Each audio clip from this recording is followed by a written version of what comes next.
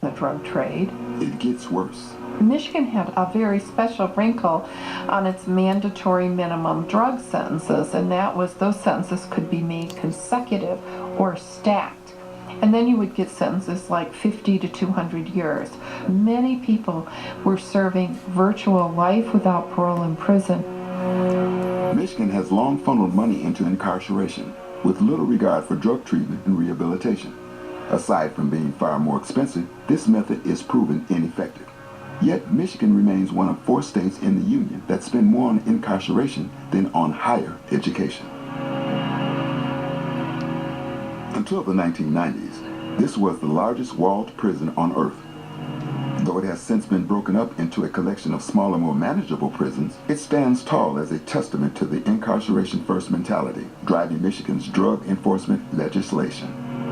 Michigan has long underfunded treatment and needs to put more resources there rather than the far more expensive route of incarceration. The problem is there isn't any place to put them. Detroit's jails are already overcrowded. And there was an opportunity seen that we could expand prisons and create a new industry. The prisons would end up in court because of overcrowding issues. They were being sued for overcrowding issues. So what happens?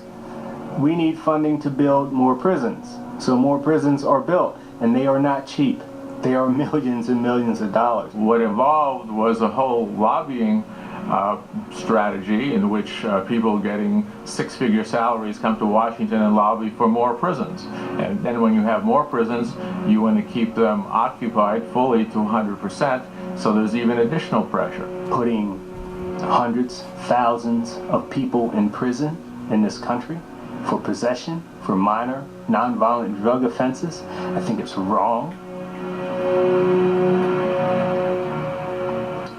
It does so much harm to our country because our country is made up of communities. Communities are made up of neighborhoods, and neighborhoods are made up of families. And so many family members are in prison because of our policies, our failed policies in this country.